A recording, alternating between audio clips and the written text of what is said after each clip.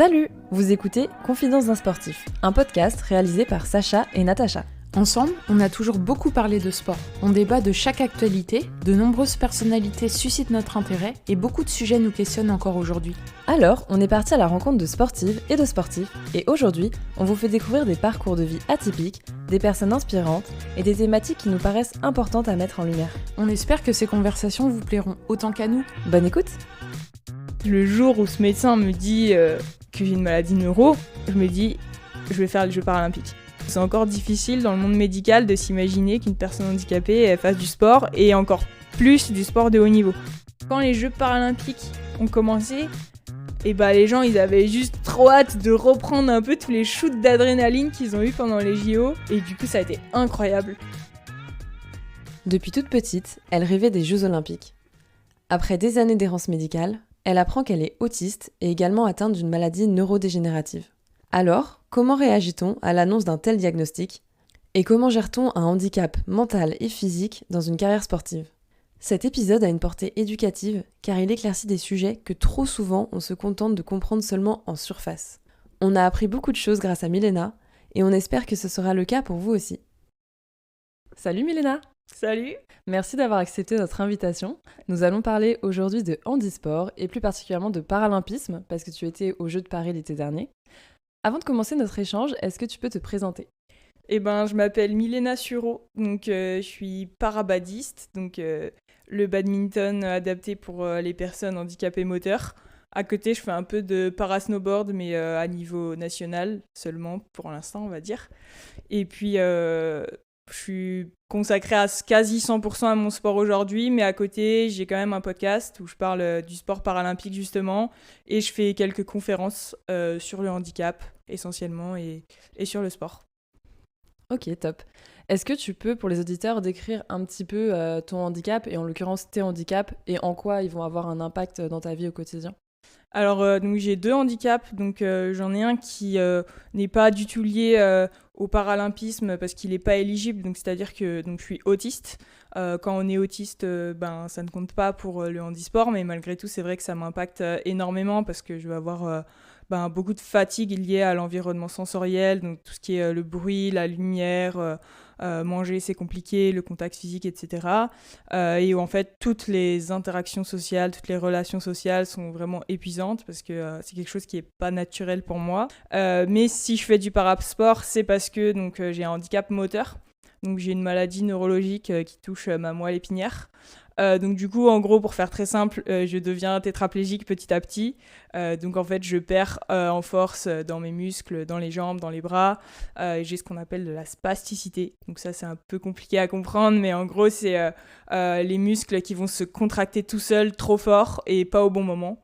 Donc par exemple, si je veux plier le bras, j'ai le muscle pour déplier le bras qui va se contracter. Donc voilà, en gros, pour faire très simple. Et c'est des handicaps que tu as découverts à quel âge ?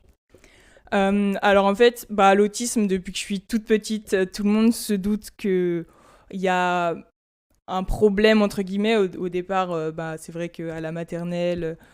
j'étais assez solitaire, assez en avance sur certains apprentissages et assez en retard sur d'autres. À l'époque, forcément début des années 2000, l'autisme était quand même beaucoup moins connu que ce que ça l'est aujourd'hui, même si encore aujourd'hui la France a encore énormément de retard. Donc début 2000, je vous explique même pas. Donc en fait, j'ai juste j'ai passé plein de tests et tout, mais on a juste dit à mes parents qu'en fait j'étais un génie, que j'avais un gros QI et que c'est pour ça que j'étais bizarre. Et au final, il s'est avéré à 18 ans qu'on m'a diagnostiqué l'autisme, donc qui a expliqué vraiment les 18 ans en arrière de ma vie. Donc ça a été entre guillemets vu assez tôt, mais diagnostiqué très tard, donc comme beaucoup en France, surtout quand on est une fille, tout simplement, parce qu'il y a encore des grosses disparités de diagnostic en fonction des genres. Et puis ma maladie neuro, c'est un peu pareil. J'ai les premiers symptômes depuis que j'ai 10 ans. Sauf que on me disait toujours, c'est normal, c'est parce que tu grandis, c'est normal, tu fais trop de sport, ou tu fais pas le bon sport, tu devrais faire de la natation, ça t'aiderait. Putain, qu'est-ce qu'on a pu me gaver avec la natation, alors que, non, c'était pas mon sport. Ou voilà, c'est normal, tu t'étires pas assez. Voilà, ça, je l'ai entendu pendant des années. Je me disais, ok, je fais pas les choses bien, ou ci ou ça. Et au final, on m'a diagnostiqué à quasi 25 ans. Donc un médecin qui a enfin pris le temps déjà juste de regarder mes jambes, ce que personne n'avait fait jusque-là. Ce qui peut paraître un peu fou, mais voilà. Et qui a dit, non, il y a un problème neuro. Donc voilà, il a fallu attendre 25 ans pour avoir des débuts de réponse et pas juste c'est de ta faute, tu fais pas assez ci ou pas assez ça, quoi. Et toi, t'es sportive depuis toute petite. Psychologiquement, de passer d'athlète à para-athlète, quel effet ça a eu sur toi ? En fait, moi, le jour où ce médecin me dit qu'il y a un problème neuro, alors lui, il prenait un peu des pincettes parce que, voilà, j'ai 25 ans, lui, il voit des signes de problème neuro, il est médecin, il se dit, voilà, c'est compliqué pour lui d'annoncer ça. Et moi, quand il me dit ça, c'est le plus beau jour de ma vie. Parce qu'en fait, ça fait 15 ans que je vis les symptômes, mais qu'on me dit que c'est de ma faute en fait, parce que je m'étire pas assez, parce que je fais trop de sport et ci et ça. Moi, quand j'étais petite, je rêvais vraiment de faire du sport professionnel parce que j'ai commencé le tennis à 8 ans. À 10 ans, donc quand j'entre au collège, il y a une section sportive qui ouvre. Donc j'arrive en 6e en sport-études. Donc vraiment, moi, je rêve d'être pro. Le tennis, c'est toute ma vie. Tous les jours, je m'entraîne. Tous les jours, c'est vraiment ce qui me tient parce que je peux pas dire que j'aime beaucoup aller au collège le matin, mais je sais que l'après-midi, j'ai entraînement. Du coup, on n'avait pas cours jeudi après-midi, vendredi après-midi. Donc vraiment, tout mon quotidien était orienté vers le tennis.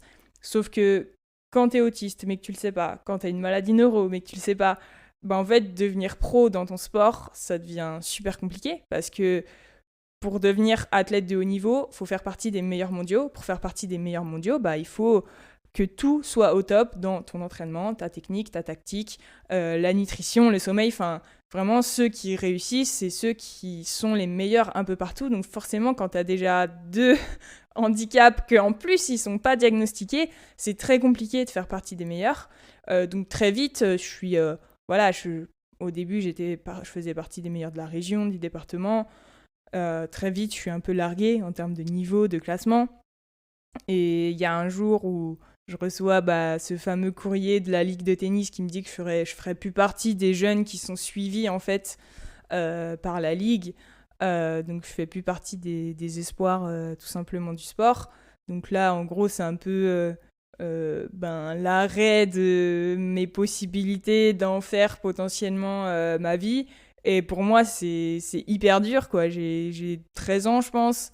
Et genre, je suis tellement triste que ça s'arrête et que je me dis, voilà, je serai jamais pro. Et vraiment, pour moi, c'est horrible. C'est la pire période de ma vie. Et vraiment, je mets énormément de temps à tourner la page. Parce que vraiment, moi, c'était mon rêve le plus profond depuis que je suis toute petite. Les Jeux Olympiques, ça me fait rêver et tout. Donc en fait, le jour où ce médecin me dit que j'ai une maladie neuro, je me dis, je vais faire les Jeux paralympiques. Genre, on n'avait même pas encore de diagnostic, j'avais pas fait la moindre IRM, la moindre ponction lombaire, ni rien. Et je me dis, je vais faire les Jeux paralympiques et je vais réaliser mon rêve de gosse. Donc du coup, moi, ça a pas du tout été difficile, au contraire, ça a été vraiment salvateur.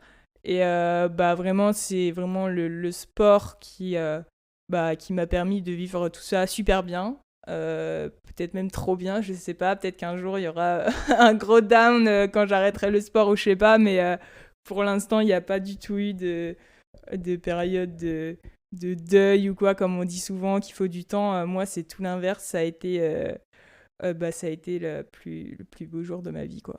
Et tu disais que tu as fait du tennis et t'as pas poursuivi vers le para-tennis, mais vers le para-badminton. Est-ce que ton handicap a orienté le choix du sport ? Non, alors pas vraiment. En fait, ce qui s'est passé, c'est que quand je suis partie faire mes études après le bac, j'ai arrêté le sport parce que bon là c'était un peu trop compliqué parce que j'ai fait mes études pas du tout dans la région où j'ai grandi. J'ai été en Île-de-France, donc ça voulait dire retrouver un club, renouer des relations sociales et tout. Donc bon là pour le coup, j'ai préféré totalement arrêter le sport parce que en plus j'avais pas forcément le temps. Enfin, c'est vrai que la vie en région parisienne est très différente de la vie en Bretagne. Donc j'avais totalement arrêté le sport. Et du coup, quand je suis revenue chez moi, après mes études, j'ai commencé un peu à reprendre le sport. J'ai repris le tennis. Ça s'est pas super bien passé parce que, pour différentes raisons. Mais c'est vrai que quand tu as très bien joué dans un sport, que tu as arrêté pendant 3 ans, de revenir à ton niveau, faut quand même beaucoup, beaucoup travailler. Ce qui, moi, m'allait très bien, mais bon, ça s'est pas forcément hyper bien passé avec mon club qui avait pas forcément la patience que moi j'avais, etc. Et puis du coup, je me suis dit, bon, je vais arrêter le tennis. Et dans mon petit village, il y avait un club de badminton, le truc assez improbable. Et je me suis dit, du coup, je vais faire du badminton. Mais à cette époque-là, j'ai pas encore de diagnostic, hein. Je suis encore à jouer. Je joue en loisir, je joue avec les valides. Il y a aucune possibilité de Jeux olympiques ou paralympiques. C'est vraiment, voilà, je vais faire du badminton le lundi et le mercredi dans mon petit village. Et puis, c'est après que la possibilité para arrive. Et c'est vrai que le badminton coulait de source parce que en para-badminton, en fait, il y a 6 classes de handicap. Et il y en a 2 pour ceux qui jouent en fauteuil, il y en a 4 pour les debout. Donc en fait, jouer au para-badminton, ça me permettait de jouer encore debout, tant que je le pouvais. Alors que si par exemple j'avais choisi le tennis fauteuil, c'est obligatoirement en fauteuil. Et c'est vrai que quand tu peux encore jouer debout et qu'en plus tu sais que ce ne sera pas forcément le cas toute ta vie parce que tu as une maladie qui évolue, c'est pas forcément, je pense, hyper simple de se dire bon allez, je vais aller vers un sport en fauteuil. Enfin, en tout cas pour moi, c'est vrai que du coup j'ai vraiment préféré profiter de cette possibilité d'aller vers le para-badminton et de continuer debout le plus longtemps possible. En plus du fait que voilà, j'avais du coup pas cette frustration de je faisais du badminton au collège un peu comme tout le monde, je pense, mais j'ai jamais joué à très haut niveau, donc j'avais pas du tout la frustration que j'aurais pu avoir avec le tennis, de me comparer avec avant et tout. Là, c'était quasiment partir de zéro et avoir tous les progrès du monde devant soi, quoi. On voulait parler avec toi un peu du matériel médical quand tu joues. On a vu l'été dernier ton match face à Parag Kohli, l'Indienne, au jeu. Et le commentateur a dit que tu portais des releveurs. Est-ce que tu peux nous expliquer ce que c'est, en quoi ils t'aident pendant un match ? Alors, en fait, les releveurs, c'est des orthèses qui vont venir m'aider au niveau de mes pieds, parce qu'il faut savoir que j'ai pas le muscle qui permet de relever le pied. Donc quand je marche, si je marche sans aucune aide technique, en gros j'ai le pied qui traîne et j'ai le dessus de la chaussure qui est défoncé pour imager. Sauf que du coup faire du sport quand t'as le pied qui traîne, c'est très compliqué parce que forcément soit tu dois lever super haut les genoux, soit tu te tords constamment les chevilles. Enfin voilà, c'est pas possible. Donc du coup voilà, les releveurs en fait ils maintiennent mon pied à 90 degrés. Ce qui fait que si je lève le genou, ça lève mon pied, tout simplement. Et du coup, ça me permet de pouvoir effectivement me déplacer, courir et sans avoir le pied qui traîne, sans trébucher. Ça m'arrive très souvent d'être au sol quand même, mais voilà, sans avoir le pied qui traîne et de tout simplement pouvoir vraiment courir et me déplacer. Ces orthèses, elles sont adaptées à ta pratique sportive ou pas ? Alors ça a été un super long chemin parce que effectivement, le parasport c'est quand même assez nouveau. Alors oui et non, ça commence à être assez ancien. Hein. Les premiers Jeux paralympiques, ils datent quand même de plusieurs dizaines d'années, mais c'est vrai que jusque-là, le matériel n'a pas du tout été pensé pour le sport. Parce que je pense que c'est encore difficile dans le monde médical de s'imaginer qu'une personne handicapée fasse du sport et encore plus du sport de haut niveau. Donc c'est vrai que toutes les premières orthèses que j'avais, c'était une catastrophe parce que elles cassaient super vite. Donc ça a été une galère pendant, je crois, 1 an et demi. J'ai testé plusieurs modèles. Après, j'avais trouvé un modèle qui me convenait dans la pratique, mais en gros qui cassait toutes les 2 semaines. Faut savoir qu'une paire, ça coûte 1 500 €. Donc, je me retrouvais en fait à chaque tournoi à devoir financer une paire neuve.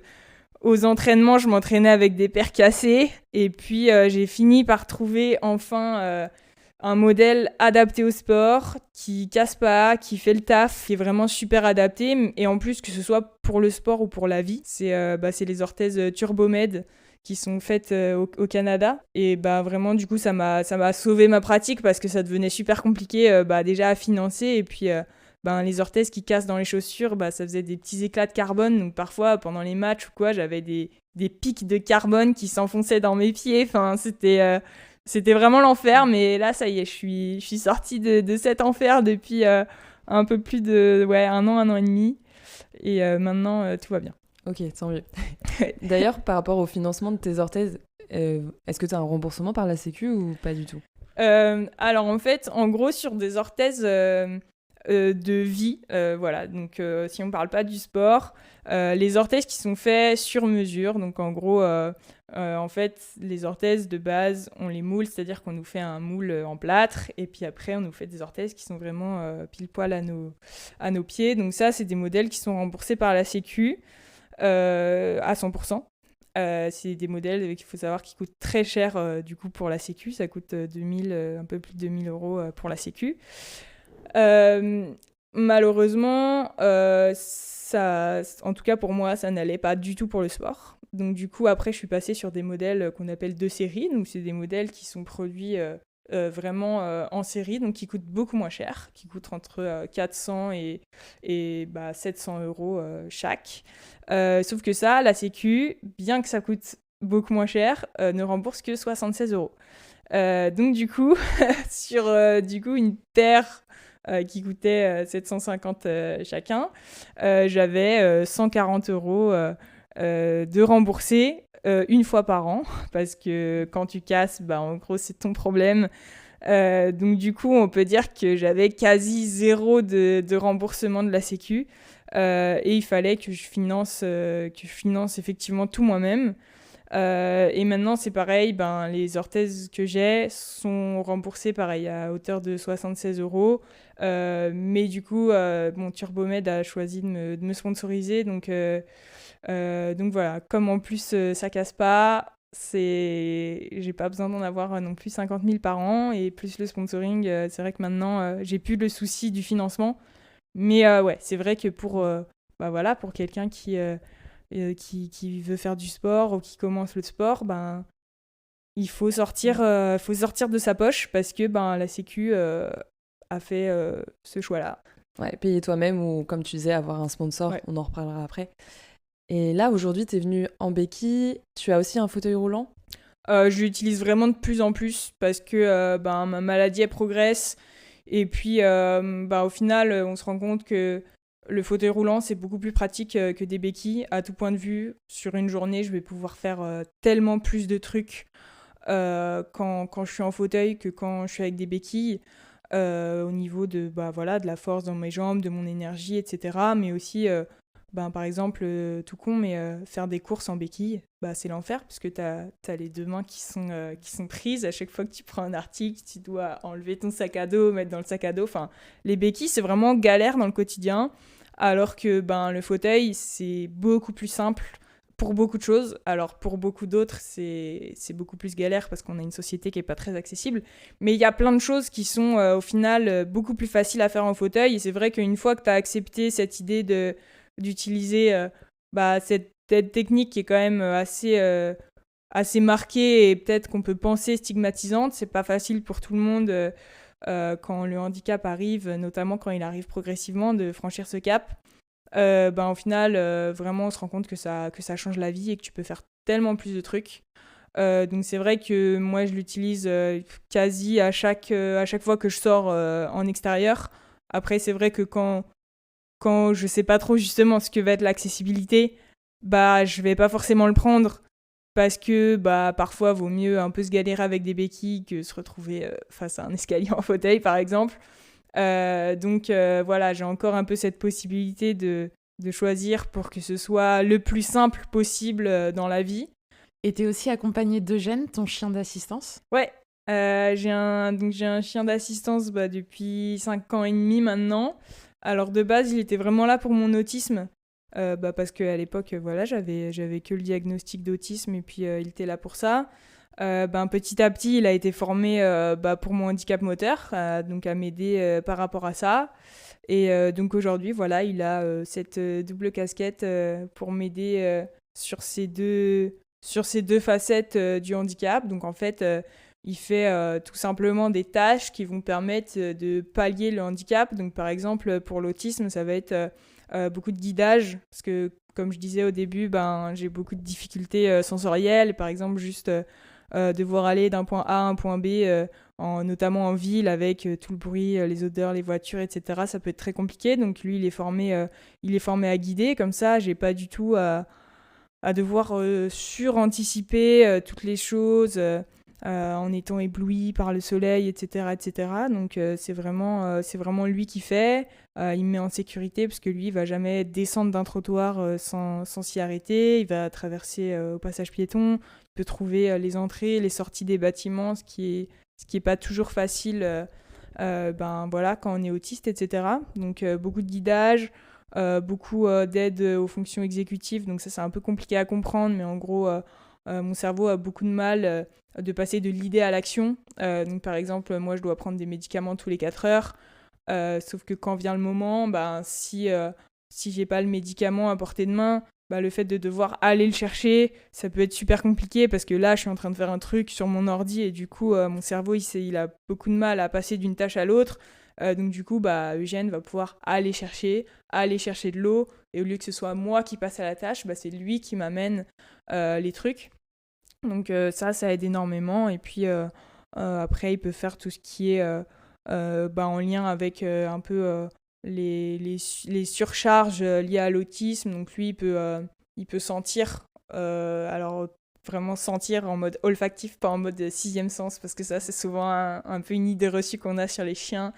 Donc il est vraiment formé à flairer, donc avec sa truffe, l'odeur qui émet mon corps avant que mon cerveau soit en surplus et que j'ai potentiellement une crise autistique qui arrive. Du coup, il va pouvoir me prévenir que là, il faut que je m'écarte si je suis dans un groupe ou s'il y a trop de bruit, ou que là, il faut que j'arrête cette tâche parce que c'est en train d'être trop compliqué pour mon cerveau et tout. Donc voilà, il peut faire... Ça se manifeste comment, une crise autistique ? Alors pour le coup, ça va vraiment dépendre de chaque individu. Mais en gros, il y a un peu 2 types de crises autistiques. Il y a ce qu'on appelle le meltdown. Donc là, ça va être vraiment synonyme d'explosion. Donc ça peut être quand tu as trop de surcharge d'un coup.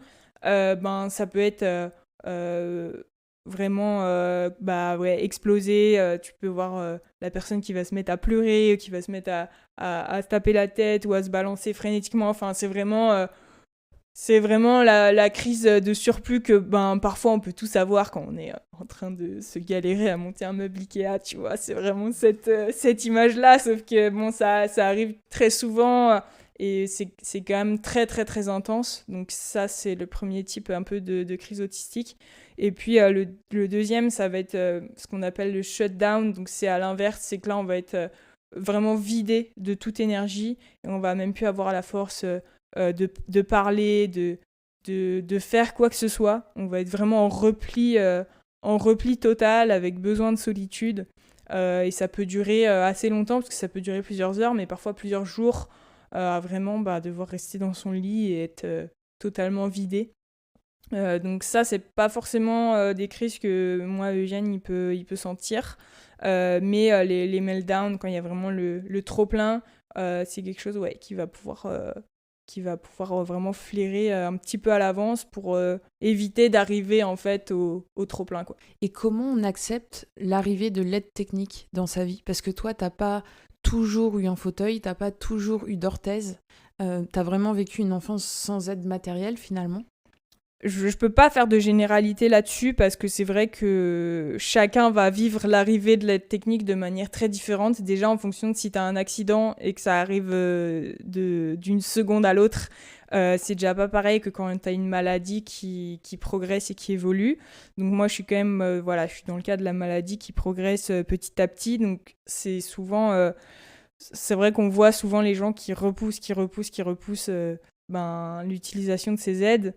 Mais en fait, tout simplement, quand tu galères à faire des trucs et qu'avec une aide technique, tu galères plus, tu te rends bien compte que ta vie, elle est beaucoup plus facile si tu acceptes d'utiliser. C'est un processus qui peut être hyper long pour certaines personnes, beaucoup plus rapide pour d'autres. J'ai tellement galéré pendant longtemps avec tout le monde, avec personne justement qui prenait au sérieux, j'avais l'impression que j'étais folle. C'est vrai que le jour où j'ai eu le diagnostic, et qu'on m'a dit, des orthèses, ça peut aider pour les pieds, etc. Ça n'a pas été trop compliqué à accepter parce que ça faisait déjà tellement longtemps que j'en chiais que voilà, ça a été assez salvateur. Pour le fauteuil, c'est vraiment venu grâce, on va dire, aux compétitions de para-badminton parce que c'est des semaines qui sont extrêmement chargées, extrêmement fatigantes, alors d'autant plus avec mon autisme. J'ai fait 2 compétitions avec mes béquilles. Et je me rappelle, les championnats du monde, c'était à Tokyo. Quand on est reparti de Tokyo, on avait le vol à 23h. Et j'étais à l'aéroport à 23h après une semaine de compète dans les pattes. Et genre, vraiment, j'avais ma jambe gauche et je pouvais même plus l'utiliser. Je me traînais dans l'aéroport avec mes béquilles. Il y a un camarade de l'équipe de France qui est en fauteuil qui m'a dit « Mais tu voudrais pas utiliser un fauteuil ?» Parce que c'est vrai que quand voilà. Et du coup, je lui ai dit « Bah ouais, c'est vrai que potentiellement, ce serait plus pratique. » Et du coup, c'est suite à ça que j'ai demandé à mon MPR si potentiellement je pouvais avoir un fauteuil. Donc pour moi, c'est vraiment venu avec le sport. Et au début, voilà, j'utilisais quasi que sur les compètes. Et puis petit à petit, comme je disais, je me suis rendu compte que dans le quotidien, tout était plus facile avec. Et donc, c'est venu assez facilement pour ma part. Mais je sais que c'est pas le cas pour tout le monde, quoi. Être autiste, c'est quand même préférer que les choses se passent comme on l'a prévu et ne pas trop apprécier quand ça se passe pas comme prévu. Donc, par rapport au sport, comment tu gères ça ? Parce que tu peux pas prévoir comment va se passer un match. Ouais, pour le coup, tout ce qui est sur le terrain, je suis pas du tout impactée. Si un match il se passe pas comme prévu, c'est, on va dire, mon autisme il entre pas trop en jeu. Parce que après j'ai fait un gros travail de prépa mentale, etc. Pour le coup, le mental, c'est vraiment mon point fort sur le terrain. Donc si un match se passe pas comme prévu, je suis pas vraiment impactée. On a des solutions pour y faire face. Et puis parfois, tu perds, tu te prends une grosse branlée. Et puis voilà, alors évidemment, je déteste perdre et tout. Et c'est très dur quand ça se passe comme ça, mais je pense pas être plus impactée que n'importe quel joueur parce qu'on aime tous évidemment gagner, on aime tous quand ça se passe bien. Par contre, c'est très compliqué pour tout ce qui est autour du terrain et c'est ça qui est vraiment le plus dur à gérer dans ma carrière. C'est quand tu arrives à l'aéroport et puis que la navette de l'organisation du tournoi qui était censé t'emmener, il dit en fait on attend tel joueur qui arrive à telle heure et puis après non mais du coup on attend tel autre joueur et puis tu te retrouves à attendre 3 heures à l'aéroport alors qu'à la base t'étais pas du tout censé attendre 3 heures à l'aéroport. C'est surtout toutes ces choses là qui sont super compliquées et qui me pompent beaucoup d'énergie et qui font que parfois j'ai vraiment envie d'arrêter le sport juste à cause de ça. Enfin, juste à cause de ça. En fait, faut savoir que le temps qu'on passe sur le terrain, il est tellement minime par rapport à tout le reste que c'est ce qui se passe autour, c'est vraiment super compliqué. J'ai souvent tendance à dire que même si c'est pas un handicap éligible, au final, mon autisme, il m'impacte beaucoup plus dans ma carrière sportive de haut niveau que mon handicap moteur, quoi. Est-ce que pour toi, c'est compliqué de vivre avec un handicap qui n'est pas visible?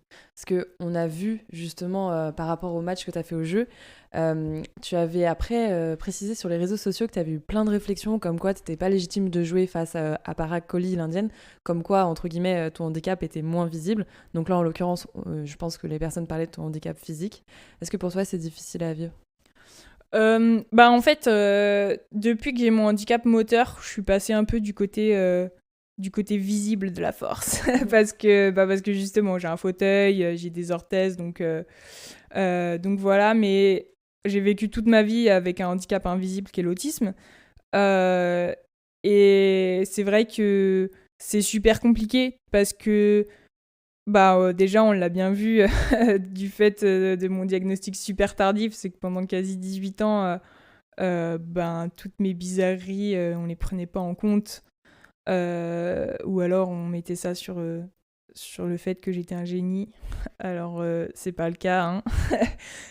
Donc du coup, c'est vrai que c'est assez compliqué parce que c'est source de beaucoup d'incompréhension, déjà des proches. C'est sûrement ça qui est le plus dur parce que du coup, c'est vraiment au quotidien, voilà, dans le quotidien, mais aussi de la société qui comprend pas et qui va beaucoup se moquer au lieu de se dire potentiellement cette personne elle a peut-être un handicap. Non, les gens ils préfèrent rigoler, dire haha, t'as vu comme il est bizarre. Et quasi ce qui a été le plus compliqué dans tout ça, c'est de passer de ce côté hyper invisible où les gens ne m'aidaient jamais, même quand j'avais vraiment visiblement besoin d'aide, parce que j'étais justement en train de faire une crise autistique parce que le train il a eu un problème et que du coup je sais pas ce qu'il faut faire et tout. Je suis passée de vraiment cette ignorance totale de la part des gens à je suis en fauteuil et là toute la journée j'ai des gens qui me proposent de l'aide. Alors que j'en ai juste absolument pas besoin parce que je suis juste en train de vivre ma vie, parce que une personne handicapée qui est sur son fauteuil roulant, c'est son quotidien. Si elle est toute seule en train de prendre le train, c'est qu'elle a la capacité de le faire. Donc voilà, je suis vraiment passée d'un extrême à l'autre. Et ça, pour le coup, c'est surtout ça qui a été le plus difficile et qui est le plus difficile, c'est que maintenant, je suis sursollicitée. Vraiment, moi, je prends le train pour aller à l'entraînement. Je pense que à peu près 5 à 10 fois par jour, j'ai des gens qui me proposent de l'aide, qui me demandent si j'ai besoin d'aide, alors que littéralement, je suis sur mon téléphone avec un casque sur les épaules, une capuche, parce que j'ai surtout pas envie qu'on me parle, parce que je suis épuisée des interactions sociales. Et il y a quand même des gens qui viennent me demander si j'ai besoin d'aide, alors que je suis juste assise sur un fauteuil, quoi. Et du coup, c'est vrai que ce contraste est super compliqué à vivre et super, voilà, ça me pose beaucoup de questions effectivement sur la place du handicap et ce que les gens connaissent et ne connaissent pas du handicap. C'est vrai que c'est difficile de comparer et de dire c'est plus dur d'être en fauteuil, c'est plus dur d'avoir un handicap invisible. Il y a vraiment les challenges qui sont liés à chaque situation. Mais c'est vrai que le handicap invisible, il est vraiment pas simple. Il est vraiment pas simple parce que on se sent très seul et incompris, quoi. On voulait parler avec toi de la classification dans le handisport. C'est souvent une classification qui est pas très bien comprise par le grand public. Il y a aussi des cas de tricherie. Est-ce que tu peux nous expliquer comment elle est faite, cette classification ? Alors, en fait, la classification, c'est le fait de classer les joueurs dans une classe de handicap qui va leur permettre de concourir de manière équitable avec d'autres athlètes qui ont des limitations similaires. Donc l'idée, c'est vraiment de regrouper des athlètes dans des classes qui permettent l'équité. Et donc l'équité, c'est pas forcément l'égalité, parce que par exemple moi en badminton, donc j'ai un déficit de force lié à une maladie neuro, je joue contre des filles qui sont amputées, par exemple au niveau du tibia. On n'a pas le même handicap et pourtant on est dans la même classe parce que voilà, les classificateurs et ceux qui ont créé les classes de ce sport ont estimé que nos atteintes sur un terrain de badminton, elles étaient à peu près similaires, même si on n'a pas le même handicap. Et du coup, comment est-ce qu'on est évalué ? En gros, il y a 3 étapes de classification. D'abord, on va envoyer un dossier médical à remplir par notre médecin qui explique notre handicap, quelle est sa nature, comment il se manifeste, qui va être envoyé donc au classificateur de notre sport. Donc c'est souvent des kinés, des médecins qui sont vraiment formés pour évaluer les athlètes dans ce sport, parce que chaque sport a un peu ses règles. Et ensuite, la classification, ça se fait juste avant une compétition internationale, où du coup, on va être évalué cliniquement. Donc ça, c'est la deuxième étape, sur une table de kiné. Et par rapport au dossier qu'on a envoyé, ils vont tester nos muscles, ils vont mesurer ce qui te manque comme partie de corps, etc. etc. Et de là, ils vont pouvoir choisir une classe. Et il y a quand même une dernière étape, c'est l'observation en situation.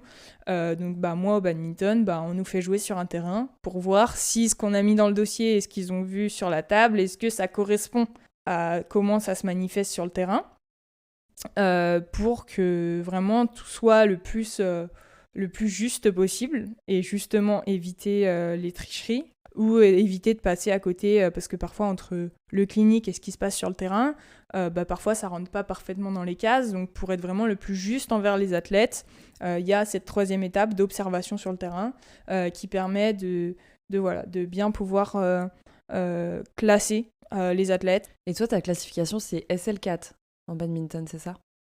Ouais, c'est ça. D'accord. Ça signifie quoi, SL4 ? Alors SL4, ça veut dire standing lower. Donc standing, c'est les joueurs qui jouent debout. Lower, c'est qu'ils sont impactés aux membres inférieurs. Et 4, en fait, souvent, il y a des chiffres qui sont accolés. Parce que, par exemple, en badminton, il y a SL4 et SL3. Donc, il y a 2 standing lower, mais 4, c'est ceux qui ont un handicap, on va dire, mineur. Donc, nous, on joue sur un grand terrain normal. SL3, c'est ceux qui ont un handicap majeur et du coup vont jouer sur demi-terrain.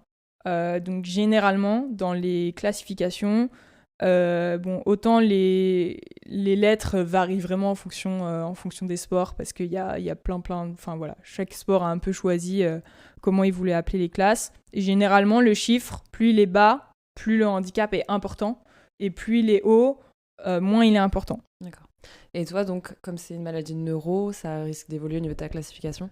Ouais, voilà, c'est ça. C'est que moi, ma maladie, elle évolue. Donc, potentiellement, si un jour on estime qu'il faut me réévaluer, je pourrais demander à être réévaluée pour être dans une classe qui correspond à mon état physique du moment, quoi.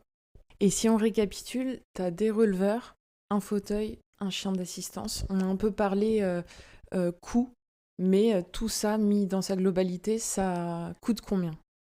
Ça coûte très très cher, parce qu'en plus, il y a ça, mais il n'y a pas que ça. Il y a aussi la voiture qui doit être adaptée. Il y a le logement qui doit être adapté. Moi, je vis dans une maison qui a des marches à l'entrée, ma chambre elle est à l'étage et tout, donc là je suis en train d'avoir tous ces travaux à faire.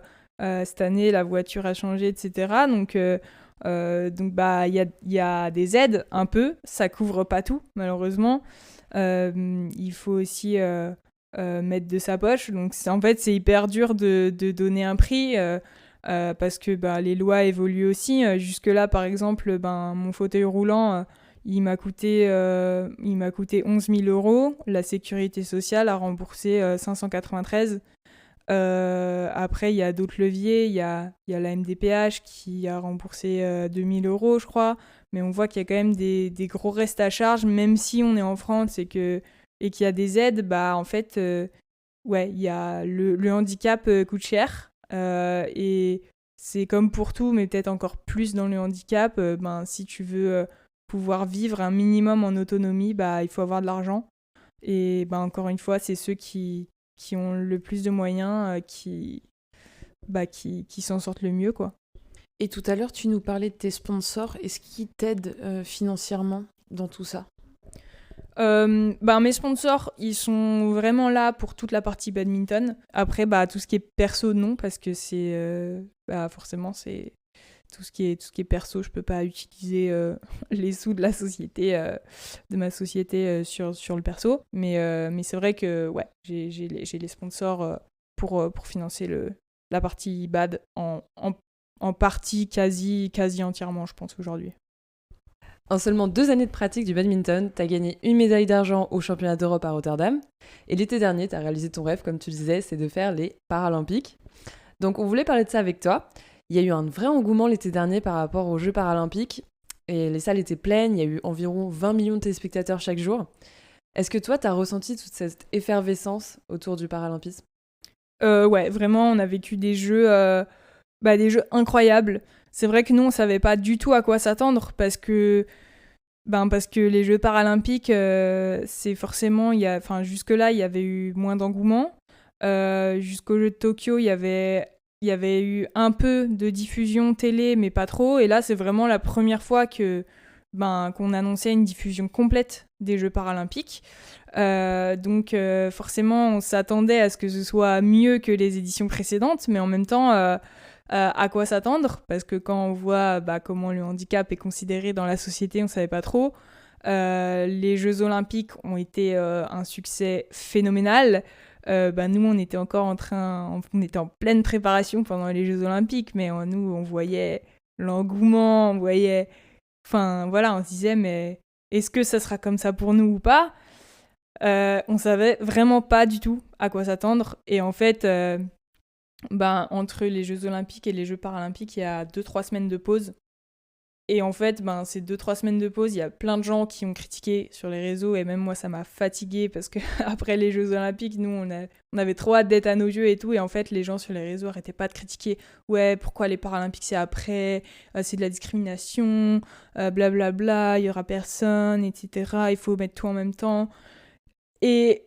je me disais, mais en fait, là, les gens, ils sont hyper négatifs, alors que nous, on va vivre là, dans 2 semaines, le truc de notre vie, on a besoin d'engouement, quoi. Sauf qu'en fait, les 2 semaines de pause, les gens ont eu un peu cette sensation de manque de sport, parce que pendant 2 semaines de JO, ils se sont gavés, et puis du coup, ça retombe à 0 du jour au lendemain. Et en fait, du coup, ça a été hyper bénéfique, parce que quand les Jeux paralympiques ont commencé, et les gens, ils avaient juste trop hâte de reprendre un peu tous les shoots d'adrénaline qu'ils ont eu pendant les JO. Et du coup, ça a été incroyable parce que les gens ont vraiment répondu présent à l'événement parce que, ouais. Et qu'est-ce que tu as ressenti quand tu es entré sur le terrain et que tu as vu vraiment tout le public français C'était vraiment fou parce que la salle, elle était... Donc moi, mon premier match, c'était le jeudi. Et déjà, pour un jeudi, la salle, elle était quand même vraiment pleine. Et puis, c'est vrai que l'organisation avait vraiment mis en place des espèces de COP avec le coin des supporters, avec des animateurs qui avaient des tambours, qui lançaient des chants et tout. Et du coup, c'est vrai que la première fois que je rentre sur le terrain, donc, le speaker, il annonce ton nom, ton pays. Et là, il y a vraiment la grosse ferveur. Quand tu rentres comme ça, tu sors du couloir... Et vraiment, c'était vraiment dingue. C'était déjà fou. Mais ce que je retiens encore plus, c'est mon deuxième match, qui était du coup le samedi. Et là, le samedi, c'était vraiment guichet fermé. Vraiment, c'était totalement plein. Et là, quand je rentre... déjà, je rentre en deuxième. Mon adversaire rentre en premier. Il faut savoir que mon adversaire, Léanie... c'est quelqu'un, elle est numéro 2 mondiale, elle est vice-championne paralympique, elle a vraiment un gros palmarès. Et en fait, le speaker, il annonce tout son palmarès, un peu comme à Roland-Garros, tu sais, quand Nadal il rentre, tu vois ce truc. Et il annonce tout son palmarès, elle est vice-championne du monde, vice-championne paralympique, blabla. Et du coup, elle rentre. Et genre derrière donc déjà c'était, pour moi j'ai trouvé ça super fort. C'était incroyable de se dire que pour du para, on annonce un palmarès aussi dingue. Et puis Léanie, c'est quelqu'un que j'adore et que j'ai énormément de respect pour elle. C'est vraiment quelqu'un que j'adore sur le circuit. Et derrière, le speaker, il annonce pareil, il annonce pour moi, il annonce mon pays. Et genre là, Et la foule était tellement en délire qu'on a quasi même pas entendu mon nom, prénom. Et quand je suis rentrée, c'était tellement énorme que après j'ai regardé le replay. En fait, mon match malheureusement n'était pas diffusé, mais le terrain d'à côté était diffusé. Et en fait, le moment où je rentre sur le terrain, c'est le moment où ils étaient en temps mort sur le match d'à côté. Et en fait, la joueuse n'entendait pas ce que disait sa coach parce que le public était tellement en train d'hurler pour mon entrée que la joueuse n'entendait pas du tout ce que disait sa coach. Et c'est vrai que ouais, c'est assez significatif de ce qu'on a vécu. Ouais, sur les jeux, et particulièrement ce samedi-là où c'était vraiment fou, quoi. T'es satisfaite de ce que t'as fait au jeu ? Ouais, vraiment, parce que déjà de base j'étais pas prévue pour Paris. Ça faisait que 2 ans que je faisais du para-badminton et même vraiment du badminton. Donc j'étais entre guillemets pas censée me qualifier, mais j'ai fait des très bonnes perfs en qualif et du coup j'ai pu me qualifier. Donc déjà c'était énorme de pouvoir y participer, surtout à Paris, devant notre public, devant la famille et tout, alors que d'habitude nous il y a personne. Et puis en plus de ça, en fait 3 mois avant les Jeux, enfin vraiment la veille de l'annonce de ma qualif, en fait je suis tombée dans des escaliers. Et du coup, ma moelle, elle a pris un coup. Et en fait, j'ai totalement perdu l'usage de la marche. Donc, je suis 3 mois avant les Jeux. Je suis la veille de savoir si je suis qualifiée ou pas. Et je peux plus marcher. Et donc, du coup, en fait, j'ai préparé les Jeux au centre de rééduc. J'ai quasiment pas fait de badminton. Un petit peu, mais pas beaucoup. Je jouais assise. Enfin, voilà. Et du coup, rien que le fait d'être au jeu debout, après toute la rééduc que j'ai fait pendant ces 3 mois, c'était assez inespéré. Donc, j'avais aucune prétention de victoire ou de médaille ou de... Enfin, vraiment, juste être là, c'était déjà la victoire. Donc derrière, en plus, voilà, je tire pas la poule la plus facile, même si c'était pas non plus la plus difficile. C'est vrai que potentiellement, avec une autre poule, j'aurais peut-être pu aller faire un quart de finale, mais avec des voilà. C'était déjà énorme de faire ces 2 matchs, quoi. Oh, bravo. Et puis en plus, t'as réalisé ton rêve, donc ouais, top. c'est ça. Et ça s'est passé comment, l'après-jeu, pour toi ? L'après-jeu, moi, ça s'est assez bien passé. Moi, j'étais super contente de revenir à la maison. J'ai pas du tout eu ce coup de blues que beaucoup d'athlètes ont, parce que tu passes vraiment de tout à rien. Moi, ça m'a très bien allé. J'étais très contente de revenir chez moi, de refaire des balades en nature, etc. etc.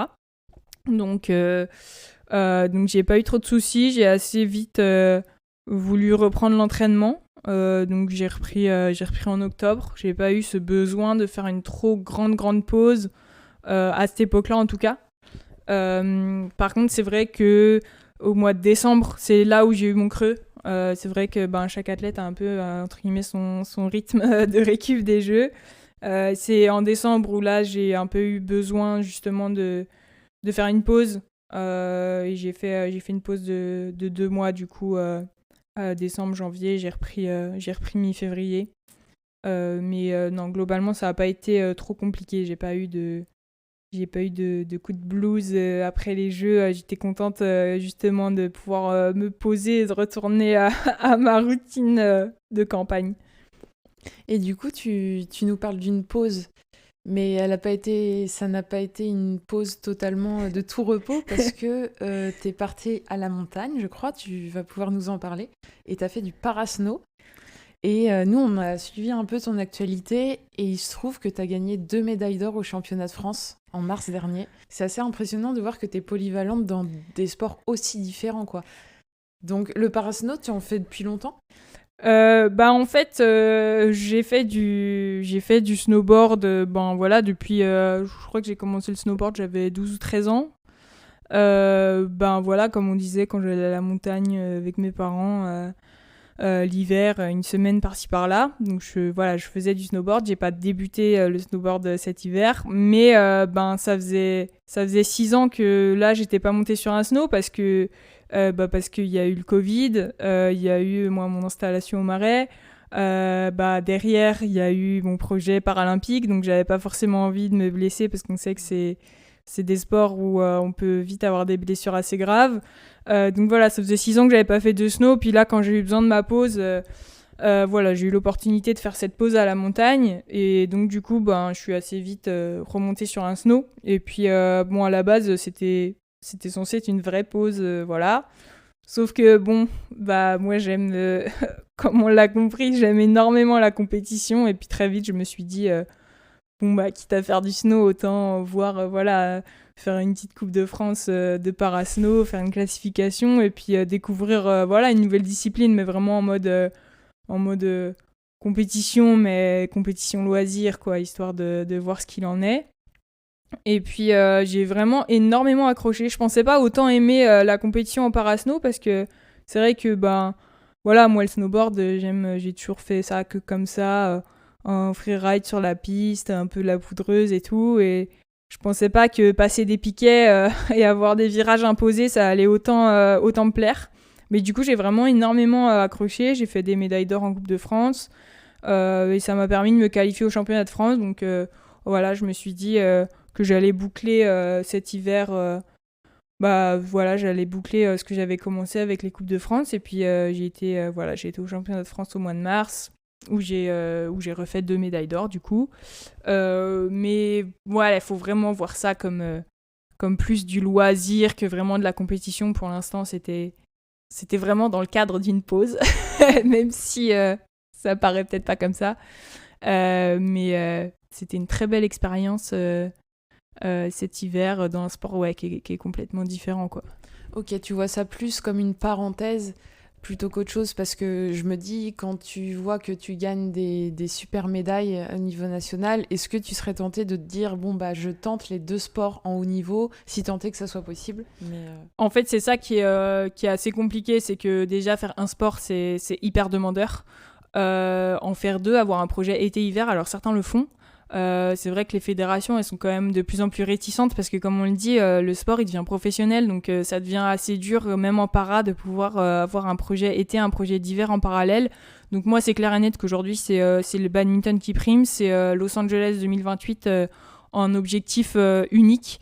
Par contre je dis pas que un projet dans les Alpes en 2030, parce qu'on on a le bonheur d'avoir de nouveau des jeux à la maison, et c'est vrai que c'est assez incroyable. Je me dis pourquoi pas. Après, est-ce que ce sera faisable ou pas en termes de niveau, parce que le niveau mondial en parasnowboard, il est quand même pareil, de plus en plus élevé. Donc est-ce que au lendemain de 2028, est-ce qu'en 1 an et demi, je pourrais préparer et avoir le niveau d'une qualif internationale aux Jeux paralympiques des Alpes 2030? On verra. Pour l'instant, c'est dans un petit coin de ma tête, je peux pas le nier. Mais j'ai vraiment que le badminton en tête, avec Los Angeles aujourd'hui en préparation et en objectif. Ouais. Ok, ça doit faire du bien de changer de pratique sportive, que ce soit psychologiquement ou physiquement. Ouais, c'est ça. En plus, ça apporte vraiment d'autres choses qui, pour le coup, sont très utiles à mon sport principal, qui est le badminton, parce que ça m'a développé d'autres qualités physiques, comme l'endurance, parce que c'est vrai que le badminton c'est un sport très explosif, on n'a pas forcément l'occasion de bosser énormément l'endurance, même si ça reste super important. J'ai certains groupes musculaires qui ont été vachement développés, qui sont très importants pour le bad, et puis il y a surtout au niveau de la dimension mentale, c'est des sports qui sont complètement différents, donc ça m'a permis de vraiment développer des aspects de prépa mentale que j'avais pas forcément eu l'occasion et l'idée de développer en badminton, mais qui du coup je pense vont vraiment pouvoir m'aider sur le bad. Donc en plus du fait que ça fait du bien effectivement mentalement de faire un peu autre chose, et notamment un sport d'extérieur quand nous on est tout le temps dans la gymnase, c'est vrai qu'en plus ça va énormément m'apporter pour le bad, donc c'est un peu double jackpot. Sur tes réseaux, tu as parlé d'un événement qui était organisé spécifiquement pour les personnes handicapées, mais qui n'était pas accessible pour les personnes en fauteuil roulant. Déjà, c'est vraiment cocasse comme situation. On voulait te demander, Est-ce que malgré tout, tu vois des améliorations de ce côté-là? Parce que j'ai l'impression quand même que la politique RSE, elle est de plus en plus présente dans les entreprises. Alors pour moi, il y a deux choses. Effectivement, le RSE aujourd'hui valorise beaucoup les politiques handicap et c'est très bien. Après, moi c'est pareil, je le vois d'un point de vue à moitié extérieur, à moitié intérieur, parce que j'interviens beaucoup en conférence dans les entreprises au sujet du handicap. Mais c'est vrai que les entreprises qui m'invitent à venir parler de handicap, c'est potentiellement des entreprises qui sont effectivement ouvertes sur ce sujet-là. Donc moi, c'est vrai que quand j'arrive dans ces entreprises, généralement, ça se passe bien et visiblement, les collaborateurs handicapés s'y sentent bien, etc. Parce que voilà, visiblement, c'est un sujet dans ces entreprises. Après, dans les autres entreprises, est-ce que c'est un sujet? Est-ce que c'est juste pour faire bien? Est-ce que c'est juste pour atteindre le quota de 6% alors qu'on est 20% de personnes handicapées en France, etc. C'est toujours assez dur à dire. Qu'est-ce qui est une intention réelle ou qu'est-ce qui est un peu le paraître pour dire ouais, on fait tout ça pour les handicapés, alors que bon, dans la réalité derrière, voilà, on ne sait pas forcément vraiment comment ça se passe. Alors globalement, ça va quand même dans le bon sens, en tout cas en France, parce que c'est vrai qu'avec ce qui se passe aux États-Unis ces jours, on a un peu peur que ça rétropédale en arrière, on va dire, mais ça a l'air d'aller dans le bon sens, même si c'est assez lent, parce qu'on parle toujours des 20 ans de la loi 2005 pour l'égalité des chances. Alors déjà, 20 ans c'est long, mais il faut savoir que les premières lois d'accessibilité en France, c'est 1975, donc c'est quand même encore plus ancien que 2005. Donc c'est vrai qu'il y a de plus en plus de volonté. Après, malheureusement, dans les faits, tant qu'il n'y aura pas une politique générale qui va dans le sens de l'accessibilité, les choses elles bougeront très lentement. Parce que les entreprises, c'est une chose, mais tout le reste, l'école, les transports, les commerces, les maisons médicales, etc., ça aussi, c'est un sujet qui découle directement des volontés politiques de l'État. Et ça, pour le coup, j'ai un avis très tranché là-dessus, c'est que les politiques font de la politique, donc ils parlent beaucoup, mais derrière, il se passe pas grand-chose. Alors oui, on peut pas dire que ça aille à reculons. Maintenant, par rapport à tout le cirque qu'on a fait pour les Jeux paralympiques et blablabla, les handicapés, la réalité, c'est que notre quotidien, il a très très peu changé dans les faits. Il y a toujours autant d'enfants qui n'ont pas accès à l'école, il y a toujours autant de galères à prendre les transports, etc., etc. Donc, je peux pas dire que tout est noir, mais je peux pas non plus dire que tout est blanc. Il y a des gens qui ont vraiment envie de faire ces efforts et qui les font, et qui font avancer les choses de leur côté. Mais de l'autre côté, c'est vrai que tant qu'il n'y aura pas une politique générale, une vraie volonté politique de la part de l'État et des collectivités, ça ne pourra pas avancer. On arrive à la fin de notre échange. On a quelques mini-questions à te poser. Ça s'appelle le dernier tour des confidences. Donc je vais te poser des petites questions et tu vas me répondre par des réponses courtes. Ok. Est-ce que tu es prête? Yes. Le plus gros cliché sur les sportifs handisport? Ah, c'est hyper dur comme question. Et je crois que je sais même pas, en fait. Je pense que c'est qu'il n'y a pas de niveau, genre qu'on est nul. La fois où l'aide d'Eugène a été la plus précieuse? Championnat d'Europe en 2023. Sur la compète, il m'a vraiment aidé. Et sur le podium, rester debout pendant toute la Marseillaise sans béquille, il m'a vraiment aidé. Un athlète handisport qui t'inspire? C'est hyper dur de choisir un athlète. C'est vrai que Michael Jeremia, donc aujourd'hui il est à la retraite, mais du coup, que ce soit son parcours sportif, parce qu'il a quand même gagné des titres, et aujourd'hui il fait beaucoup de choses pour justement pour la sensibilisation pour le handicap. Donc on va dire Michael Jeremia ou Arthur Bochet, parce qu'on a la même maladie. c'est que tu aimerais dire à un athlète qui devient du jour au lendemain para-athlète? Eh ben, si t'aimes le sport, fonce, parce que tu vas pouvoir vraiment trouver ta place dans ce milieu et revivre toutes les émotions qu'on vit en sport. Aujourd'hui, c'est quoi ton plus grand rêve? L'or paralympique à Los Angeles. Ok. Le match le plus dur psychologiquement et physiquement? Physiquement, je pense que c'était à l'Open de Bahreïn en 2023. Donc justement contre Léanie, la fameuse que j'ai jouée au jeu. On a fait 3-7, hyper serré. Et c'était vraiment dur physiquement. Psychologiquement, je pense que c'était contre Palak Colli, donc celle que j'ai jouée au jeu aussi, mais pas le match des jeux. Le match qu'on avait fait juste avant à l'Open d'Espagne en 2024. Et enfin, un autre sport que le bad ou le snow que tu voudrais pratiquer en compétition? Le cani VTT. D'ailleurs, on n'en a pas parlé, mais tu fais du cani-cross, enfin cani-fauteuil, je sais pas comment on dit. Ouais, avec Eugène, voilà. Là, pour le coup, en pur loisir, promis, mais en même temps, je viens de dire que je voulais faire du cani VTT en compétition, donc ma parole n'a vraiment aucune valeur sur le loisir. Ouais, du coup, je fais surtout du cani VTT. Donc en fait, le cani VTT, c'est du VTT où ton chien te tracte devant. Donc on fait pas mal de sorties avec Eugène parce que moi j'aime le VTT et puis Eugène il aime courir et du coup je fais un peu du cani fauteuil aussi où je suis sur le fauteuil et il tracte le fauteuil, mais je suis plus VTT. Ouais. À la fin de chaque épisode, on demande à notre invité quelle question il aimerait poser au sportif qui sera à notre micro dans l'épisode suivant, sans savoir qui c'est. En l'occurrence, c'est Michael Aljarouche, qui est boxeur MMA, qui te pose la question suivante. Quel est ton pourquoi? Très philosophique, le Michael. On fait 3 axes. On va pas être copains, Michael. Je sais même pas si je comprends bien la question, mais tu peux répéter la phrase? C'est vraiment mot pour mot. Quel est ton pourquoi?